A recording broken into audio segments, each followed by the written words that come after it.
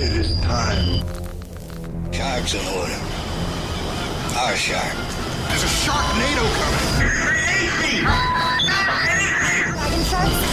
Are those sharks with laser beams attached to their heads? Welcome to the Real Sharks. Hey, all my real sharks, it's your host Rob coming to you live from 20,000 Leagues Under the Sea. And we got a great show for you here today. We're going to discuss the Little Mermaid controversy. We're going to revisit Con Air and Nickolas Cage. And our main subject, Ralph Bakshi films, on episode 10 of the Real Sharks podcast. And let's get these shout-outs out of the way. We got the Evil Geeks, Killer Horror Critic, Ronnie Casal, The Gnome Cast, Film Buff Unplugged, we got Cat, Movie Game Nostalgia, FYFC Studios, Podcast HQ, Just in Time with the J&T Baggers. We have Shaloctopus Inc., Reviews and Brews, Horror Zone 607, and Scary Teller. Hey guys, thanks for being awesome. And welcome to episode 10, everybody. And we have a public service announcement to make real quick. So, to all my listeners in the United States, to the United Kingdom, from Ireland to Thailand to Germany, from Bangkok to Dublin, hey guys, thank you guys so much. You have made Real Sharks international. That's right. We're pushing this signal out from 20,000 leagues under the sea. And again, thank you all for being fantastic fans. So, before we get started, just so everyone knows, Lucas Maximus is actually going to join me in the second half of the show before we move on to the main topic of Ralph Bakshi films. So, how's it going, guys? Oh, not too bad. It's pretty good. So, anybody see any new trailers, new movies this week? Yeah, I saw a couple. What'd you see? I saw the trailer for Knives Out and the trailer for Mulan. Oh, the new live-action Mulan? Yeah, controversial film, huh? What'd you think about that one? Honestly, was not impressed. Why is it controversial? Well, they got a lot of flack for whitewashing Mulan. First of all, they didn't want live-action Mulan in the first place, and Disney is now in their full swing of remaking a lot of films. Mulan is one of them, being whitewashed, apparently. Having Mulan, a feudal Japan movie with any white people in it is kind of weird. So they you mean it's China? Yeah. Oh yeah. You're right. With China, but just having anybody that isn't a full cast of Asian actors. So is it weird. Is it a white woman playing Mulan? It was at first. They had it at first, so that's where people were getting upset about it, and they just didn't want the film to be made. And then now, I guess some recast and rewriting has happened, and they dropped the trailer.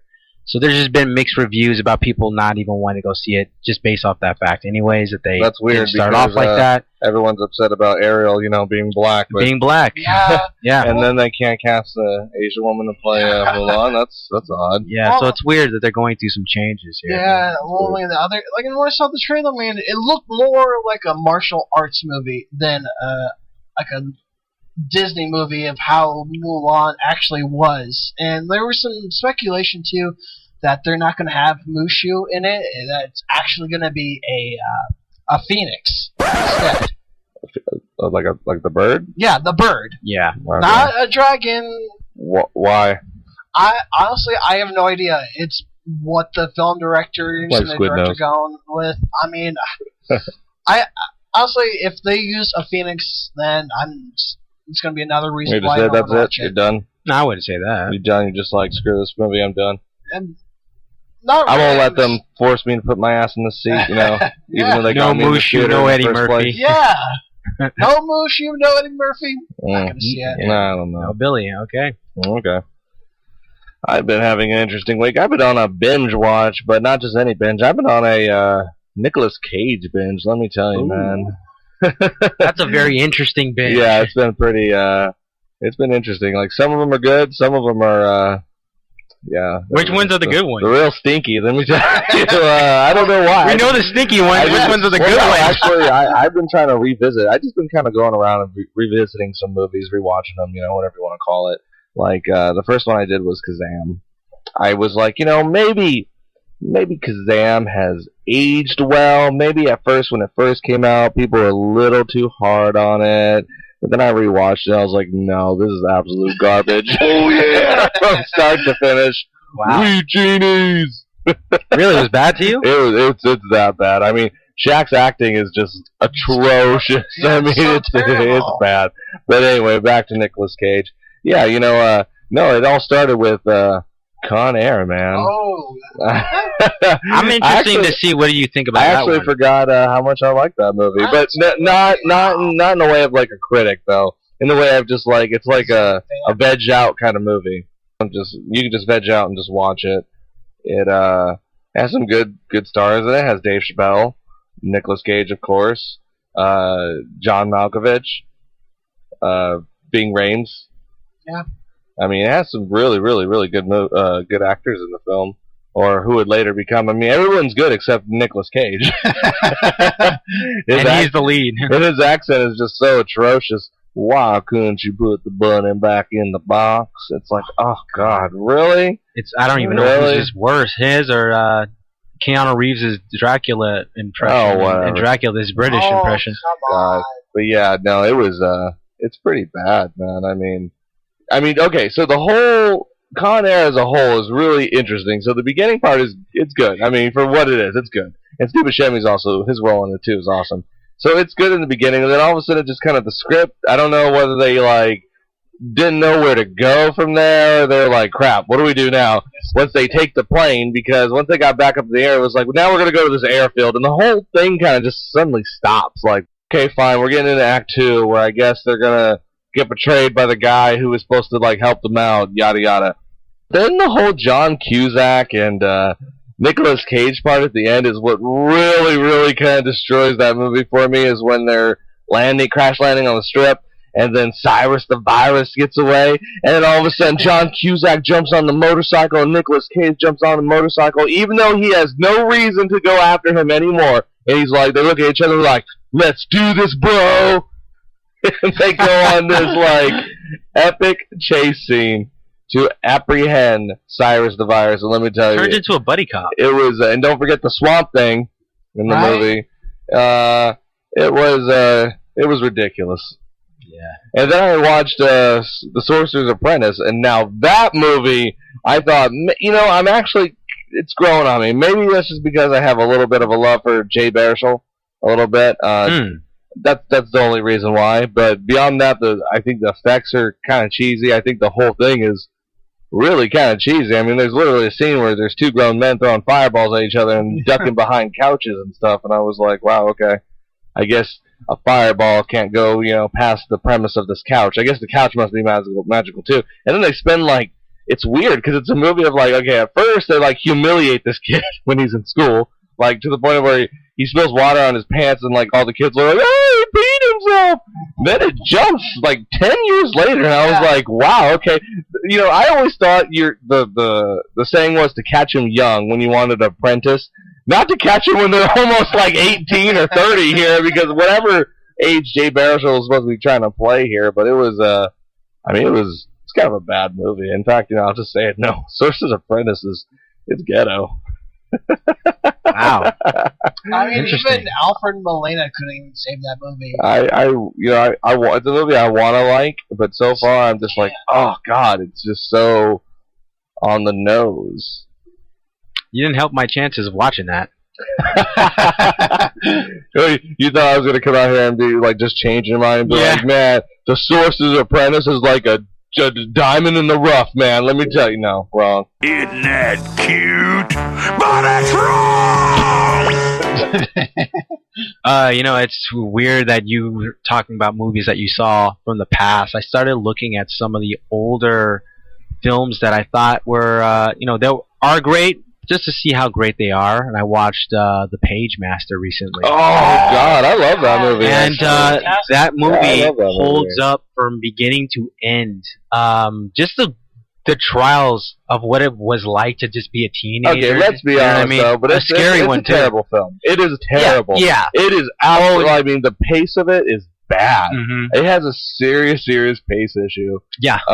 That's Definitely. When he that's- gets into the books, it gets yeah, weird. it gets real weird because Well, even like the whole premise of like, why does the page master even choose Macaulay Culkin? I never got that. It really isn't any like. Does he do this to every kid that wanders in this library alone? He's like, here we go. Mess with you. Yeah. Also, the transition is weird. He goes like tries to get a book, and then like all these colors just wash into like crash into you. That's how you get into books.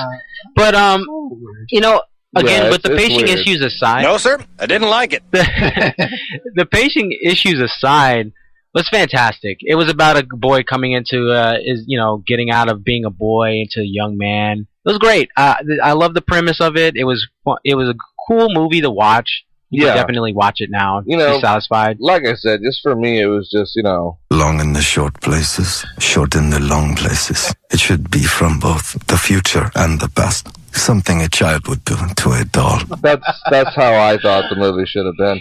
Yeah. But no, it really does have a serious pacing. But I know I keep saying that, but it really does. Oh, you're definitely right. Yeah. And I think they started the first book off so bad. They shouldn't have started with the horror book. Yeah, the horror part was terrible. And they just try to cram so much literature into that whole movie. I mean, when I went back and watched it, I actually watched it and I was like, oh wow, I actually know exactly what part of the library they're in, because if you see right there the books, and he's like, we're in Baskerville, and there's another part where they reference Sherlock Holmes. It's like, oh, they're in the Sherlock Holmes section because Baskerville is actually a Sherlock Holmes book. Yep. Yeah. So and they hit it over the head. They're like, oh, we're in the adventure book, and then they start getting into the adventure island. I just felt like it was a little too much, even for kids back then. Yeah, the transition from books to books just came off so bad. Like one minute he's like dangling from a cliff, next minute it's like he's fighting Moby Dick. It's like weird. It's like, and it goes like no that time quick. to breathe. No time to breathe either. But again, it's a kids film, so I can kind of understand they want to keep the action going. They don't want to like be too much with the talking, but the pacing was just. Yeah, I still think though Page Master is a good film though. It is. I mean, it's even heavily casted too. I mean, we got Christopher Lloyd, Patrick Stewart, Whoopi Goldberg, Leonard Nimoy, and Frank Weller.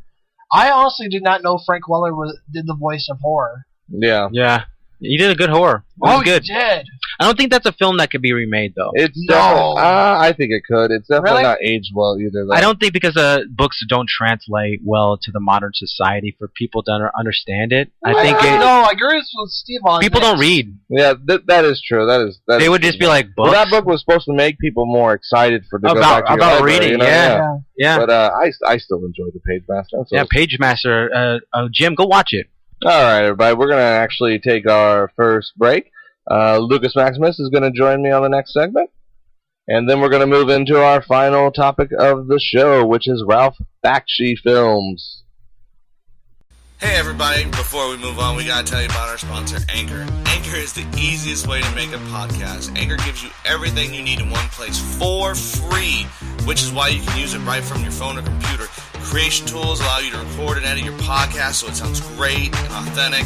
They'll distribute your podcast for you so you can be heard everywhere from Spotify, Apple Podcasts, Google Podcasts, and many, many more. You can easily make money from your podcast with no minimum listenership. Download the Anchor app or go to anchor.fm to get started.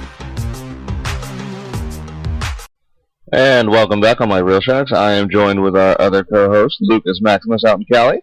How's it going, guys? Have you heard about this whole Ariel thing going on with Disney's Ariel? I mean, what's your take on that? It's ridiculous that you're mad. I don't even. And then again, why does anybody care about Little Mermaid? That's its own thing. Or mermaids in general, because mermaids aren't real. Mermaids aren't real. What science are you dealing with, or history that you're dealing with that mermaids can't be black? Like, think about that to yourself. Tell you, like, for a moment, think about yourself and say, oh, why am I saying mermaids can't be black? That's just a fucking outrageous statement. Yeah.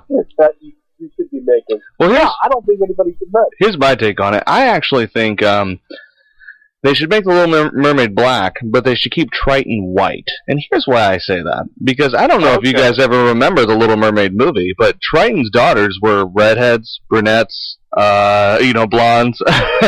So obviously Triton gets around under the sea. So wouldn't it make sense if he did have a black daughter too? Or daughters of every ethnicity?